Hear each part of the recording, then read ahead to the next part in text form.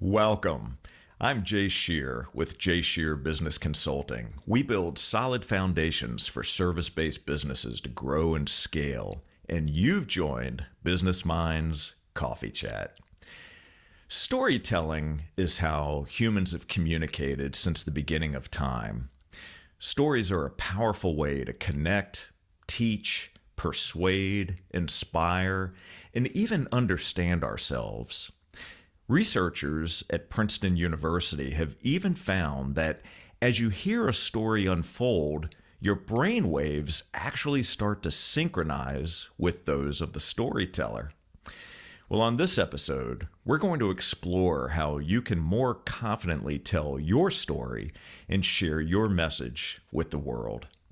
Our guest is a husband and father of 6, an entrepreneur, storyteller, and author of numerous books. He's on a mission to help people tell their stories well and live a story worth telling. He and his team have worked with the John Maxwell Company, Michael Hyatt, Kevin Harrington, Stu McLaren of Tribe, Zig Ziglar Inc., and a number of other influencers and nonprofit organizations. He loves visiting his second home, Walt Disney World, and has been known to write on Tom Sawyer Island from time to time. Please welcome the founder and chief story architect of StoryBuilders, Bill Blankschaen. Bill, it's great to see you. Oh, thank you, Jay. Great to be on with you. You make me sound so wonderful in that intro, so I appreciate that. Looking forward to chatting with you. Oh, as am I, and I'm grateful for you being here today. Sure. So let's start with your backstory and the journey that led you to founding StoryBuilders. Sure. Well, I was surprised you didn't start with writing on Tom Sawyer Island. That's usually we'll get there. and it was really a journey to get there, so it's appropriate, right? I think about the backstory. I think from a very young age, as far as back I can remember, 12, 13, 10, a teenager, I just had a love for story. I loved reading, just read voraciously, everything I could. I was the kid sitting at the breakfast table reading the cereal box again and again and again, right? So always reading something. And just a love for writing and story and history, especially. And so, coming into adulthood, had that awareness of that. But I had about a dozen years in retail and retail management as I got older and so forth. And just made a decision early on that I was going to help in starting a school, a nonprofit school up near Cleveland, Ohio. Mm-hmm.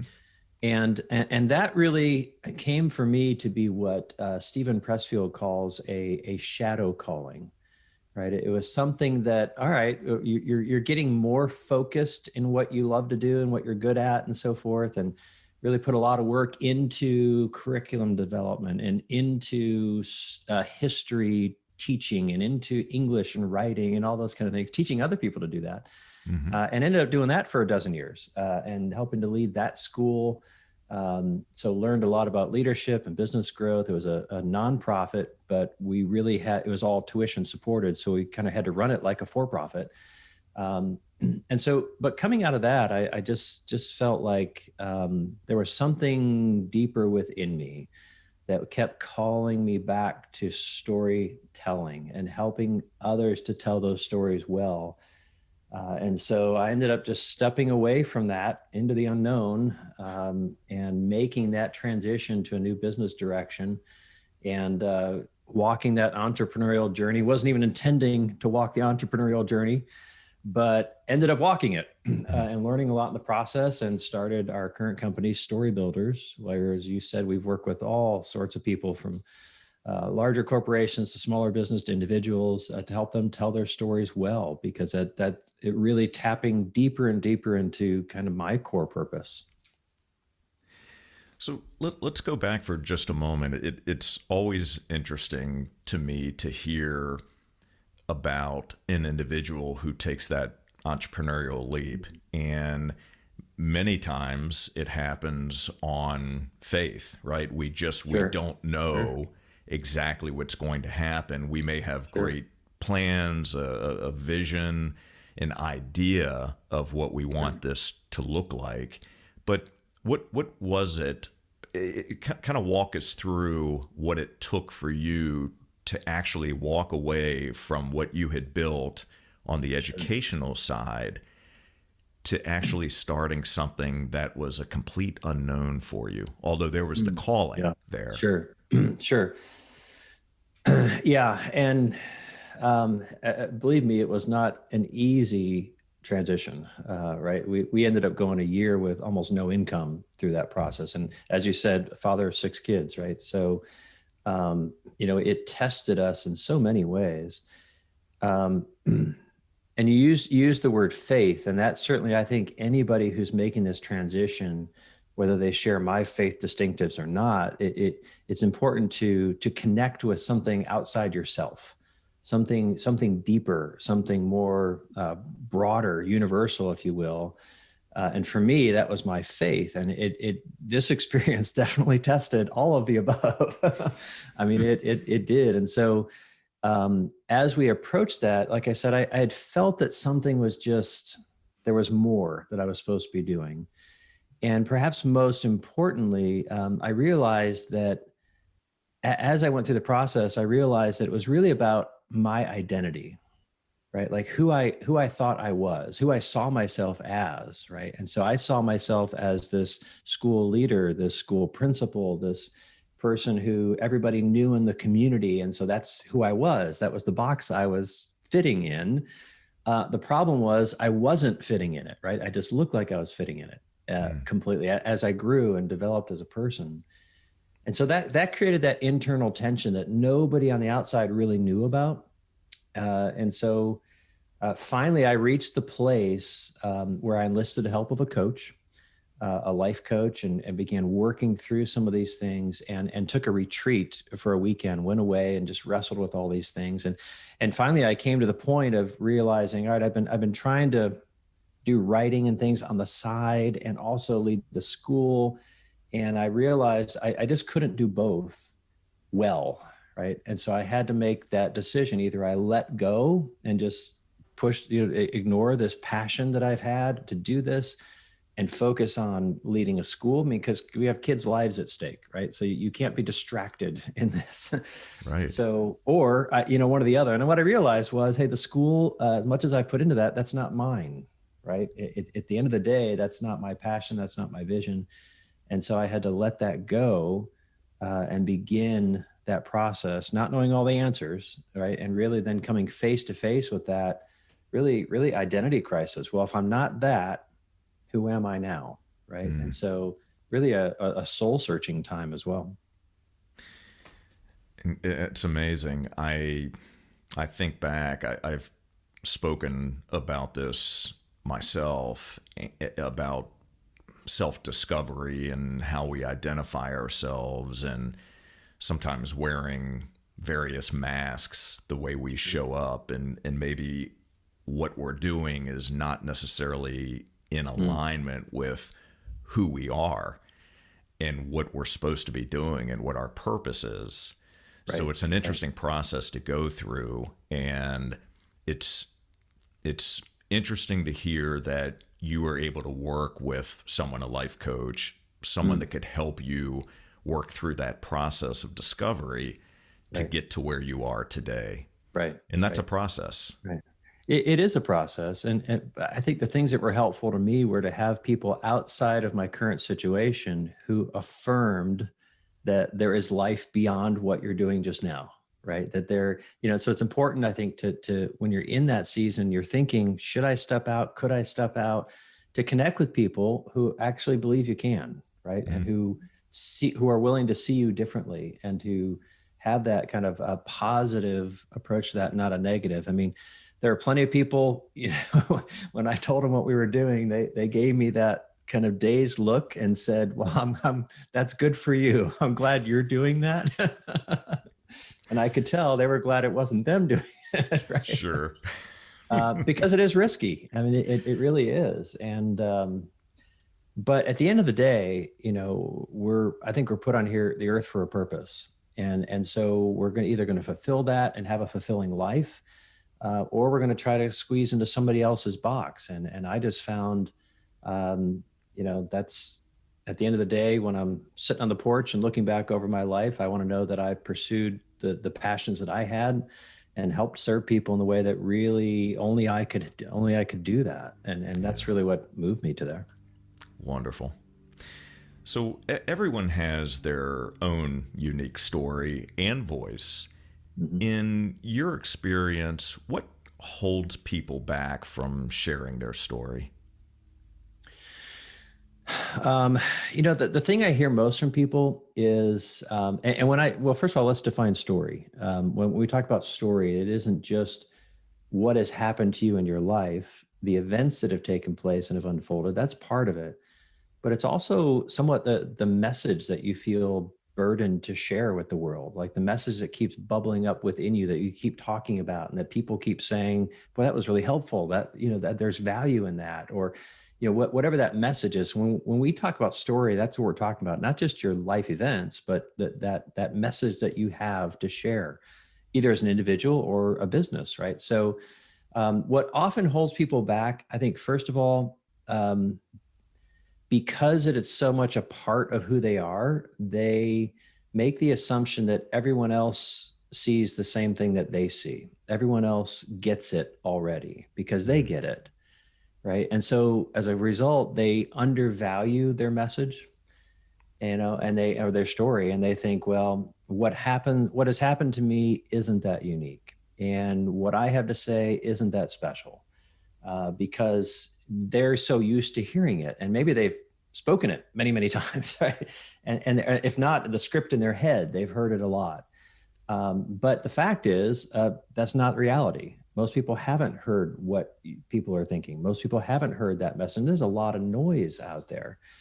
And so there's so many different stories out there that even if it's the same message, your story being told in a unique way is going to connect with people who wouldn't connect with that message from other people, right? So that story becomes your unique entry point into, I think, a larger conversation that's going on and can connect with people that only you can connect with, right? And we just don't know until we do that. So I think that that sense of undervaluing their story, undervaluing our message, often is probably one of the leading causes that causes people to say, you know what, I don't know that it's worth that. And I think that really goes to our human condition, where we're constantly kicking ourselves and putting ourselves down instead of building ourselves up and sharing in such a way that for others to benefit from, if that makes any sense. It does. It makes perfect sense. And I'm sure that many that are either watching or listening to this can relate to that. And I know I certainly can through my own experience. And, sometimes just having a conversation with someone like yourself who has been there before, who can help not only inspire, but also help someone be able to articulate their own message, right? Be able to show them that they do have a story to tell. Their story and their voice is meaningful, and it deserves to be heard. And it's unique and different from anyone else's out there. Right. We're just having a conversation yesterday with one of our story partners who we've been helping to write a book. And the book is about, after his corporate career in human resources, how he really came to see things from a unique way. So he brings a unique perspective and his life story. And so we blended those two together. He tells his life story as he talks about this unique perspective in a way that brings value to the reader, right? But at the end of the day, we just had this conversation yesterday where he was just, we've got the manuscript pretty much done now, and he's reading through it, and he's just like, man, I'm overwhelmed. This is so good. I didn't realize my story was so good and so fun to read, right? I love that. But it was inside of him. It was all there inside of him. And so just kind of releasing that for the rest of the world to benefit from, that's so rewarding. And I feel that's really, the culmination to this point, at least, of that, following that call and stepping out to pursue it. Wow. That's incredible. That must be just an amazing feeling. It is. when you start to see that sure. light and that sparkle in someone's eye, when they realize that my story is actually coming to life. It's coming from me, and it's actually going to see the light of day. It's incredible. Yes, absolutely. Yeah. So share with us about your business, what your business actually does, and how you help your clients. Sure. Well, if it's all right, I'm going to back up a step. And give some context to how we came to do what we do. Because I think, often when we think in terms of entrepreneur and business growth, we see companies or people that are further down the road than us, and we get discouraged because, well, how do I get from A to B? Well, the truth is they're not at B, they're at D, E, F, or G, right? So there was a B, there was a C, there was a D, right? Different iterations and steps in that journey. And I think it's important for people to understand that because, like I said, I wasn't setting out to become an entrepreneur. I wasn't setting out to start a business. I was just following this sense of calling within, and there was definitely a B and a C and a D as I kind of moved step by step through that. And I think, frankly, in order to help us define what we do now, several years back, we actually had to make a decision to pull back. We felt like we were doing too much. We were spreading ourselves too thin, right? But we were doing it working with some bigger name clients, right? So there was a reputation growth potentially coming from that. There was all these other things that were distracting us and attracting us. Good people, but just trying to do too much rather than focusing on our sweet spot of storytelling. And so I made the decision that we're going to do what we do best and focus there, and that's all we're going to do. So we walked away from like 40% of our revenue in making that decision, and just took that cut in order to refocus. And it took a while to refocus that and get things in motion again. But we just felt like if we're gonna do whatever we're gonna do, we always want to do it well. We want to do it authentically. And with excellence. Mm-hmm. So I give that all as a backdrop of how we came to really focus on what we do now. And it all comes down to storytelling. And we put those in three categories, if you will. One is all things books, right? Okay. So all things, if you need to write a book, you need to get a book up into print, you want a book published, all that whole everything having to do with books, that's our focus. That's our sweet spot. We love storytelling. But what we found was that the same things we're doing with books and storytelling also applies to organizations and their brand storytelling, right? And so we began to apply those things to organizations and businesses and individuals and influencers. And we've helped a lot of them in that regard, figuring out what is their brand story, what's their unique value, how do we present them to the world? And then, we'll do website builds and social media and all that kind of stuff related to that. But then the third category is more content development that doesn't fit into books, right? So it's more creating curriculum for learning experiences or webinars, or helping teams create coaching programs is one we're doing right now, or advising on all those things. We've create workshops for the Maxwell Company and numerous others, and those kind of things where if it's content related, it's storytelling, right? We're telling a story in some way. A great example is we work with a gentleman who had done a podcast for many years and helped him take his podcast transcript, turn it into a book. So both of those worlds crossing over, take the content, work with the content, turn it into a book. all to promote his brand, right? So Interesting. all that those three categories really are our sweet spot Okay. of what we do.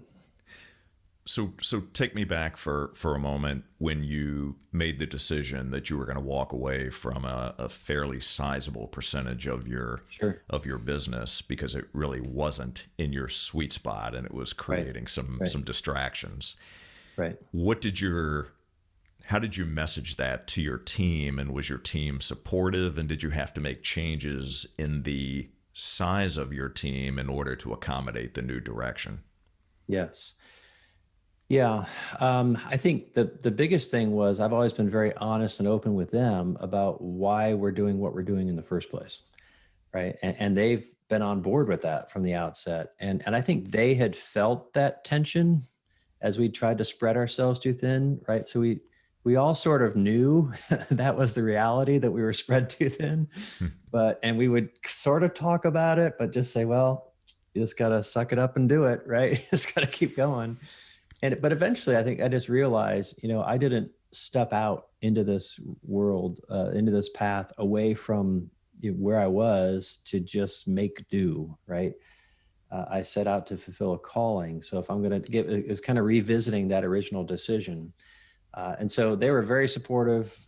Not only they understood, they cheered, right? And that, so, and I think where we did have to cut back for a time, and as a result of that, we lost a really good person who was a integral part of our team, but she then came back about a year later as we began to regrow, and she wanted to return to us, right? So we had some contraction, no doubt about it. But then we've been able to, that in some ways that helped us to rethink and reprioritize and kind of assess, just like an economic recession forces you to reassess what's really important. Where's the money going? Should it be going there? Mm-hmm. And we came out of that, I think, with a leaner team, but it was a more focused team and a more efficient team and able to serve better, I think, as a result of it. Yeah, it's amazing. It's an important lesson for really in any business to evaluate and assess, what do we do well, right? Where can we serve best? And make sure that that aligns with your core values and that you're not moving in too many directions, because that's where it becomes very easy to get distracted and chase after things just because you're trying to generate revenue versus serving what your true purpose is. Yep. Yeah. Yeah. And for us, we kind of went through a process of kind of honing, all right, who are we? And what does that look like? And what does that mean for what we do? And even asking who are the people we want to work with? Who do they look like? What do they value? And at the end of the day, we just concluded we want to be able to do what we're really good at, follow our passion, work with people who, feel, after we've worked on a project and work with them, we feel energized and they feel energized, right? So we really creating synergy and that win-win. And I think that's critical. So many people just go through life as in the workplace as kind of zombies. Right. And so many entrepreneurs and business leaders kind of fall into that trap of, all right, just keep doing what we're doing. If it generates money, great, just keep doing what we're doing without really stopping to think, yes, but is it rewarding? Right? Is it fulfilling? Is it really helping other people to live more fulfilling lives as a result of that? And if not, I think we should all find something else to do and really just ask those questions, especially in business, and lead that sort of business change in what we do. Yeah, absolutely. Can you speak to the core values that have been established for your company? What those core values are and how important that is to the way that you and your team show up every day and how you serve? Sure. Yeah. So first and foremost, I think, is authenticity. And that to us includes that level of integrity that what you see is what you get. We're going to be authentic in relating to people, authentic in connecting. We're not going to pretend to be something we're not. And that means sometimes we have to tell people things they probably don't want to hear, or we think they won't want to hear about, their projects or their message or their potential for that and so forth. But we just believe that when you're authentic, that paves the way for so much, right? I like to say authenticity is a trust accelerant, that when you're authentic, trust builds in relationships so much faster. And I think of Zig Ziglar said something to the effect of, if somebody likes you, they might hang out with you, but if they trust you, they'll do business with you. Yes. Right. And so those are two different things. So trust is huge with us. And sometimes that means, if we make a mistake, we have to own it and pay the consequences for it and be honest about it. And we messed up and we'll pick up the tab on it. It doesn't happen often because of our second core value, which is excellence. And if we're going to do it, we're going to do it extremely well, or we're not going to do it. Right. So if we can't do it, then we'll just say no and walk away. So that commitment to excellence is very important for us. Relationships is another one. The purpose of the trust and doing that is actually to build relationships.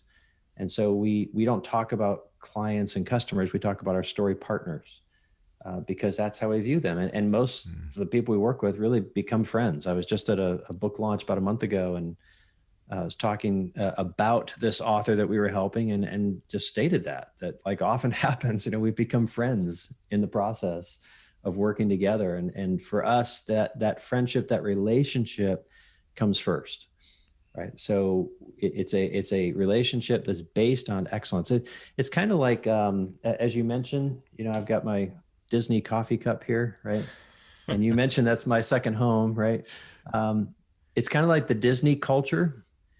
And you may be familiar with the story of the late 90s, early 2000s. They did they tried to make some cultural changes at Disney. And what they tried to do is really shift to focus on, hey, we're just a family at Disney. So if you're a cast member, you're family. But what they found was that, families aren't necessarily the best at getting things done. Well, they're good at hanging out, but not Right. getting things done. And so what they realized was their culture really was a professional family. So it was relationships built on delivering excellence, right? When we have that in common, what we're trying to accomplish. And so that level of excellence is certainly part of that. Balance is another one. Okay. And this is something that we put in place, that we don't expect any of our team members to work on Sunday, for example, making sure they have that weekend, and really protecting the weekends as well, and evenings, so that they have life balance, are able to enjoy their families and go about their life and not have work take over into those places.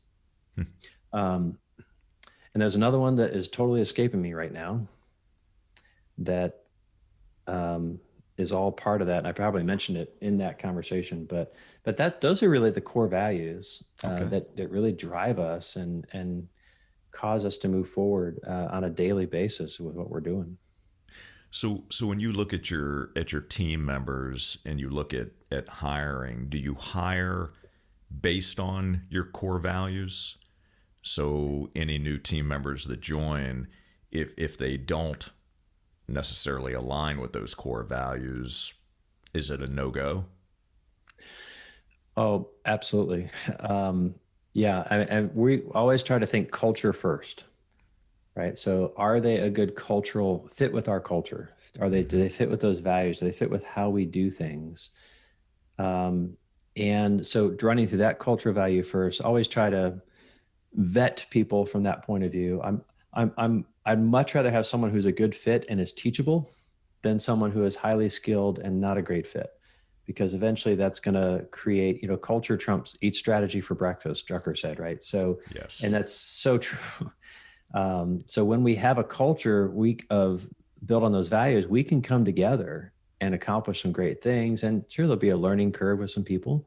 That's fine. That's normal. But I'd much rather have that than trying to force someone into a culture that just isn't a good fit for them.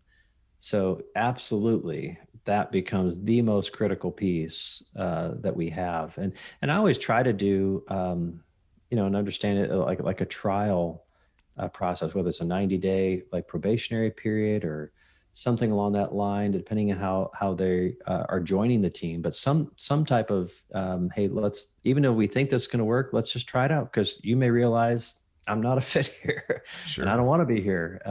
But we don't run from that, right? So, I think of a time when we had, certainly in my previous days running an organization, had to hire and fire all kinds of people, and working with students and families, right? You won't get more emotionally charged situations than that, where sometimes you have to remove students from the school and the parents aren't happy, and but they weren't a fit for the culture of the school.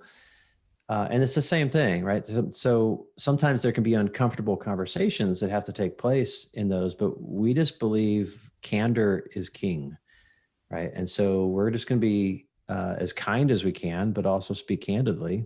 Mm-hmm. And because we actually care for the people who potentially could be coming on our team, we don't want them to have to live feeling like they're squeezing into something that doesn't really fit them. That's not enjoyable for anybody. So in order to help them thrive, we want them positioned where they can actually do what taps into their inner purpose and calling.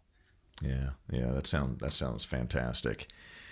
Yeah, trying to create an environment where you can set someone up for success, and you're building a sustainable team, a sustainable business, right? That's going to last. So core values are definitely key. So thank you for going through those values with us and explaining a bit more detail around those. Sure. So where we are with the current pandemic, how has that impacted your business? What's been working well? What have you changed? How have you adapted? And what does life look like today versus prior to COVID? Sure. Great question. We have been a virtual team ever since we started, right? So using Zoom was part of our day-to-day functionality. So the rest of the world woke up to Zoom many months ago, but it's been part of what we're doing. We're used to working virtually, communicating with our story partners virtually. I think it's affected us a little bit in that we're not doing as much traveling to meet face-to-face with people, maybe in other cities across the country. We've done some of that, even in spite of the pandemic, as it's been safe to do so. Mm-hmm. But it's really helped us to see what I think a lot of businesses are seeing, that a lot of the travel that was taking place and in-person interaction, as valuable as that can be, it's causing us to consider, is it worth the investment to make that particular trip? Or do I have to be physically present to do that? And if not, that's a good chunk of time I could be using with my family, with doing something else. I think it's caused a lot of people to reevaluate time and resources, but we're kind of positioned to do that, right? So from a functionality standpoint, it hasn't really affected us that much, except that other people are more comfortable doing business the same way.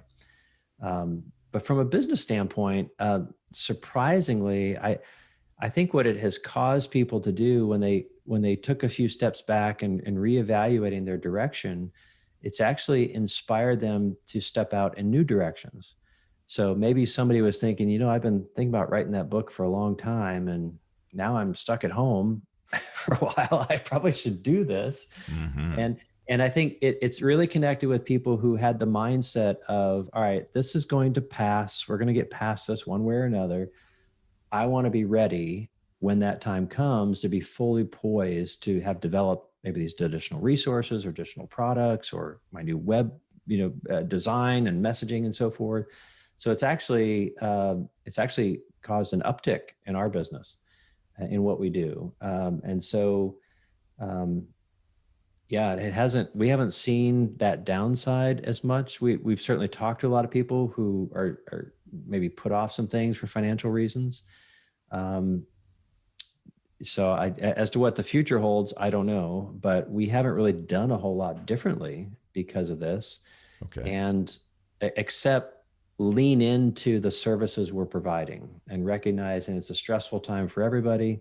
So how can we serve you more? How can we help you with what you want to accomplish through this in order to get that done? So in some cases, getting creative with people and figuring out ways to make it work with their budget and timeline and all that. But that's not new for us. I mean, we're always trying to figure out how to serve. So it's a great question. I don't have a magic bullet or a magic, formula that we've used to succeed in this time, other than just continue doing what we're doing.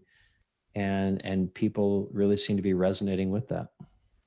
Well, it's good that you've seen that uptick in business since February, let's say, Sure. and I can see where that would happen, as you had already elaborated on, and more people have time, right? They're spending more time at home trying to figure out how what more can I do? Right. And so it's a great opportunity for others to look at how they can pivot and start to bring more value to the market, whether it's in, content creation, video, writing a book, whatever that happens to look like for them. Yeah. Well, So and for example, creating digital products, right? So online courses and so forth, which we do, so people making that transition to, okay, I need to go digital. How do I do that? right. So it has provided that kind of, we're very, as your shirt says, very grateful that it has been that case, because we know there's a lot of people for whom that hasn't been the case, right? Yes. And so they're struggling in that way. So we've been very blessed. Good. So what are a few adjectives that you would use to describe yourself? Well, hopefully authentic. The one word I would use would be input. And what I mean by that is if you go back to Marcus Buckingham's Strengths Finders, the original one, back in whenever that was, my goodness, probably almost 20 years ago now. I remember taking that for the first time, and that was one of the strength areas that came up. I mean, right near the top of who I was and my wiring. And what I realized what that meant was that I could absorb a lot of input at one time and kind of keep it hovering in the air while I made sense of it. Right. I could take a lot of input and then package it up into a single message or distill it down into something. So to that extent, my wife tells me I'm always thinking. It's like you're always thinking about something, just always sucking up that input, like the cereal boxes, right? When I was a kid, just sucking it up, thinking about it. So kind of more introspective, thinking, definitely introverted, derive my energy from that time alone. I think I mentioned before, clearly, about me, my faith is very important to me and my family. So I think those would probably be some of those things. If I were to use some adjectives to define myself, those would probably be a few of them. Okay, perfect. How do you start your day? Do you have a particular process that you work through? Do you have team meetings in the morning? Is there Can you walk us through, maybe give us a little clarity on what the day plan looks like for you? Yeah, absolutely. We kind of take a weekly approach, right? So Monday morning, we have an extended meeting in which we take an overview of all the projects on the plate right now, right? And just at a high level, where are we on things? What's the status report? Are we, red, yellow, green? Where are we on timelines, getting things done? What are the needs? And so often from that, we'll come out with a fresh list of to-dos for different people. We're always trying to be very careful not to fall into that fire drill culture of whatever, an email showed up, so let's chase that or anything like that, right? So just running it through that process. And then once we get that, I think another key thing that we've tried to do from a scheduling standpoint is really protect the creative talent that's needed to do what we do. And the only way to get that level of deep creativity is to have focused time where you're free from distractions. Your Slack isn't pinging you, and your text phone isn't going off all the time. all the notifications are turned off, where you can just really focus. Just doing this morning, actually, on a book project, where you can really focus in and do your best creative work. So organizationally, we have made a decision to really protect that morning time, right? So we always strive, we have to do calls or meetings, it's in the afternoons. Okay. So that morning time gets very protected. And so we might do like a digital connections in the morning, but we've kind of put the plan in place from the beginning of the week, and then some digital connections in the morning, and then try to respect that time for everybody as their time to actually be creative and get some things done that are on their plate. And then I think in addition to that, really striving to protect days of the week whenever possible too. And sometimes it's not. Like right now we're in a season where we have to do a lot of calls. We're doing a lot of interviews to understand organizational brand stories and different things. But we really tried like a Tuesday and a Thursday, for example. If we can really keep those days clear on our calendar to do that deep focus work, we actually can get more done faster by going deeper for a period of time. So putting some of those things in work, I think have really guided us in that process. Wonderful. So can you just very briefly walk us through what happens when a new client enters your space? So if I'm coming to you and I have an interest in writing a book, sure, just very briefly, kind of walk us through what that process looks like. Sure. Well, first of all, we set up a call just like this, right? And just have a candid conversation because it's about relationships. Our goal in those conversations is, can we add value to this person? Can we help them in this journey that they're on as they're trying to make sense of that? If that's to work with us, great. If it's not, that's fine. Can we help move them forward in wherever they're going? And so that's a kind of our mindset. So we do an initial phone call, find out what they need, kind of do a diagnosis in that conversation of what they might be, look at some options. And then we'd put together some, hey, here's how we can help you. This is what the budget looks like, timeline based on what you've told us. And we have that conversation about what let's find out what worked best for you. And then, if we all decide, yeah, it's a great fit, let's do this. Then we start through our process of kickoff call, working on that book framework. What is that? Is there an overarching metaphor that's underneath all of this? What's the purpose of the book? That we ask a ton of questions. And in fact, as I think about that, there's a book evaluator tool that's available for free on our website if anybody wants it, that captures some of those questions we go through at a deeper level. So they go through that process, answer those questions, and then begin putting that book together, bringing it to life. And that typically takes 7 to 9 months from start to publication to really get it done well and get it up and available for sale everywhere where books are sold. So that's a brief overview of that process. But again, focus on relationships and authentically connecting with people. And like this gentleman I talked to yesterday, we started his project, I think in June. We're heading for a February publication date. And we just look forward to talking to him and his wife and so forth, because we've built that relationship right from the outset. It's friendships and relationships that are really at the heart of all that. So that's a brief summary of the process. I don't know if that prompts more questions or makes sense of how we go about that.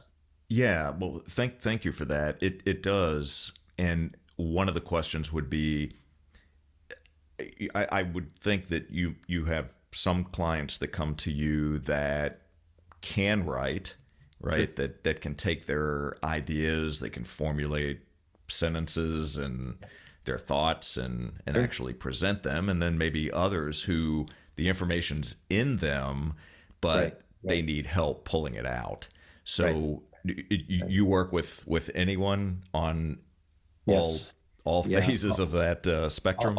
All those levels. Someone can come to us and say, hey, I think I've got a manuscript done, and I want to do the writing. So We have a story coaching service we provide where we can coach you over time as you're doing the writing, you're doing the developing, and then get it up really professionally done. When I say professionally done, this isn't, a self-publish on whatever the latest platform of the day is, where you can kind of tell, all right, that was self-published. That's not our standards. Our standards are, you can't tell the difference between the books that we do and a New York publishing house type of thing, right? So we really stress that quality. But yes, we can coach people. If they come to us with a manuscript, we can do editing on the manuscript. We always want the book to be the best it can be. So again, authenticity and candor, we strive to give feedback for people. We think you could improve it if you tweak it in this way, or do a thorough edit just for style and clarity, and then get that up into print, right? So that whole spectrum of, hey, I've got a manuscript, or I want to write it myself, or I don't want to do any of that, or hybrids in between all of those, because nobody really fits into that box, like I said. And so we really try to get to know them. What do you actually need? And can we help you deliver that? Wonderful. So since we're talking about books and you write and you've written a number of books, what are 1 to 2 books that have significantly affected your outlook on life? Well, I'll leave the Bible over on its own shelf because that's kind of in a category all of its own. But when I think of books that have affected me, I go back to Stephen Covey's book, First Things First. That was a book that I actually picked it up for a quarter at the library in one of those book sales, right? And just soaked it up and put it to use, and helped shape so much of who I am, and still shaping who I am. We're going through 7 Habits of Highly Effective Teens right now with our boys, our teenage boys, and so forth. So that book very much shaped me in that way. So certainly that one comes to mind.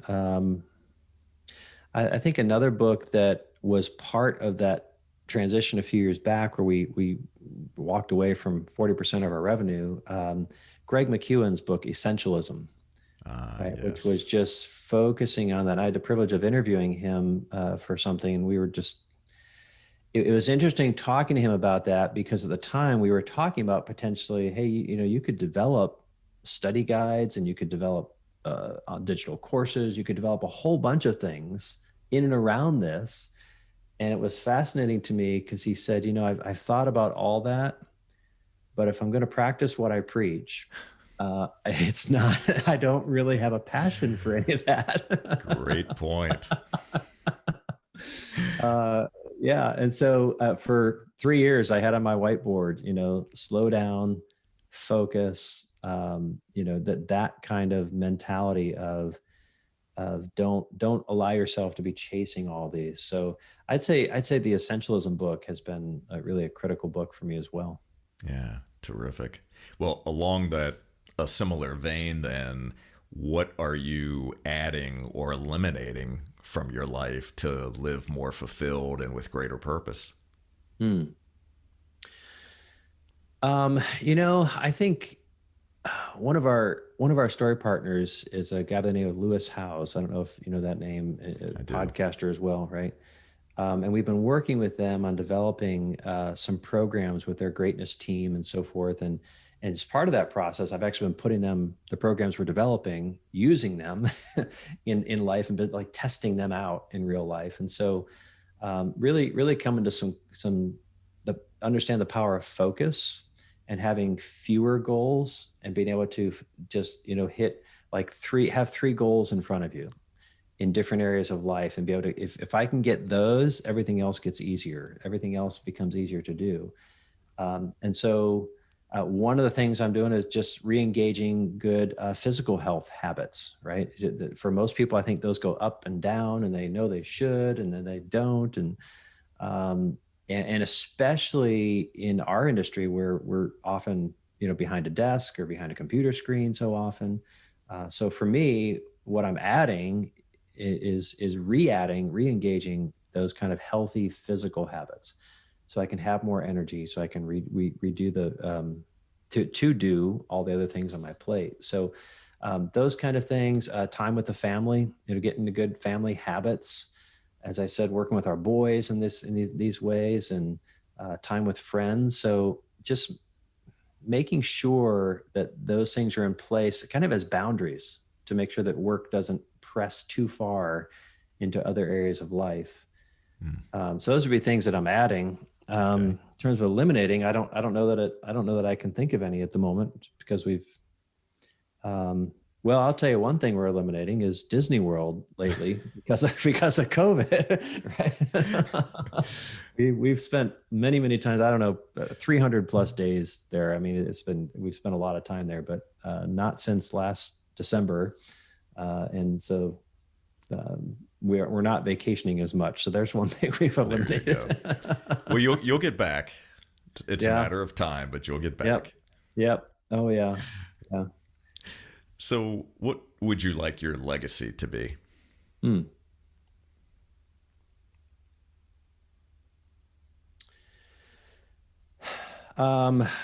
Boy, I'll say three different levels, right? The most fundamental level, I'd like my personal legacy to be to point people to God, to point people to a deeper relationship with Him as their creator. And that flows right into my family, right? So wanting my family to think of me as that, and a father who is there for them and loved them unconditionally, but really inspired and called them and challenged them to make the most of who they've been put here to be, right? And fulfill their purpose and not let themselves get put in a box, and live that life, so thinking generationally from that point of view. And then from a business perspective, I'd like people to think, man, that person and his company, that they helped make this dream a reality. I had this idea, but I didn't know how to get there. And they just came alongside me and helped me make it even better and bring it to the world and bring it to life. And that's where I think we find the most fulfillment, is in building those stories, right? Revealing those things because they exist. So many people walk around throughout their life. They just have this message. They just never get around to it. And the reality is none of us are here forever. COVID maybe has brought that more to our consciousness than before. But it's always been the reality, and it always will be the reality. So just making the most of the time that we have. If I can help people do that, then I think that's a story worth telling, right? So absolutely. So this may tie into what you were just saying, but what message would you like to leave our audience with?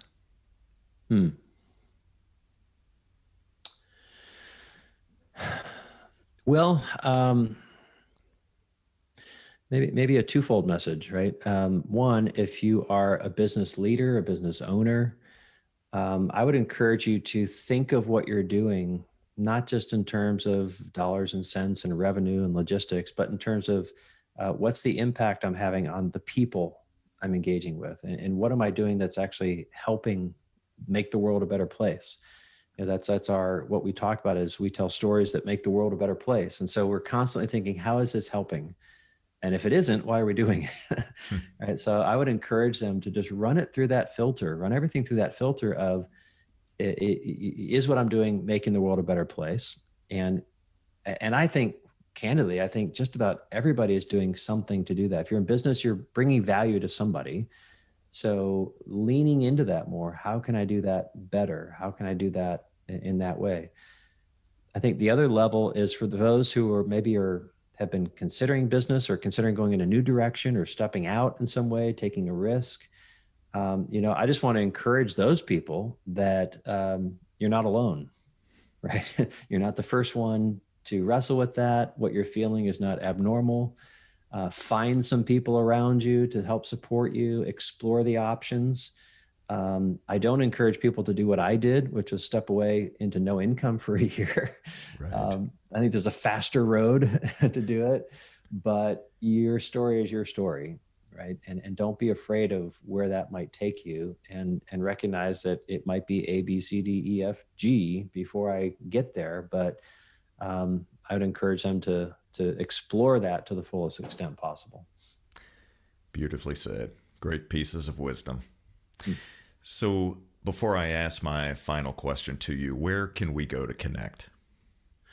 Our website, mystorybuilders.com, just, click on the start the conversation, talk to us, or you can just email me directly at bill@mystorybuilders.com. Easy enough. Just drop me a line and happy to connect with you there. Outstanding. Well, we will put those links in the show notes. And so here is my final question to you. So, what is one of the most valuable lessons that you've learned from a client that you didn't expect, but has had a significant impact on you? I'm going to go right to that authenticity value. One of our favorite story partners, I feel like a parent talking about a child saying our favorite. We have great relationships with all of them, but one of the ones that just brings a smile to our face, a guy by the name of Greg Cagle, and we helped him write a book called Be Weird, and really diving into this authenticity. And so we developed his brand around being, one of the components is being an authenticity advocate. And so I would encourage people, they can get that book called Be Weird by Greg Cagle. Great read, fun read. But it really, in working with him, really helped to crystallize the value of being authentic, of figuring out who you are, not trying to squeeze into somebody else's box, and just living that out on a regular basis, and recognizing that brings tremendous value to others that you often don't even realize. And so, even this conversation, Jay, I mean, you're putting your strengths to work in doing this conversation, the podcast, right? I'm sure there's a great story behind that, right? How you got to where you're doing what you're doing. But it's that kind of thing when we are authentic and leaning into who we really are, figuring that out, doing the hard work, by the way, of figuring that out. So I think that's probably one of the greatest lessons I've gotten from one of our story partners. There have been many, but that's certainly one that has stuck with me. Love it. Be Weird. Be Weird. We'll check that one out. Yes. Perfect. Well, thank you so very much for being here today. You're welcome. Have learned some very valuable lessons from you. I've enjoyed this conversation thoroughly, as I did the conversation we had prior. Oh, sure. And you live your purpose. That's very clear. So I'm grateful. Thank you so much. Oh, you're very welcome. Thanks for the invitation and the ability to share about any of this. I appreciate that. My pleasure. And for you, thank you for watching and listening. And I'd love to hear your takeaways and your feedback on this episode. So please do us a favor and take a moment to subscribe and leave a comment. And to enjoy more episodes and to learn how Jay Shear Business Consulting can build a solid foundation for your service-based business, visit jayshearbusinessconsulting.com. And until next time, keep learning and growing, and we'll see you on the next Business Minds Coffee Chat. Take care.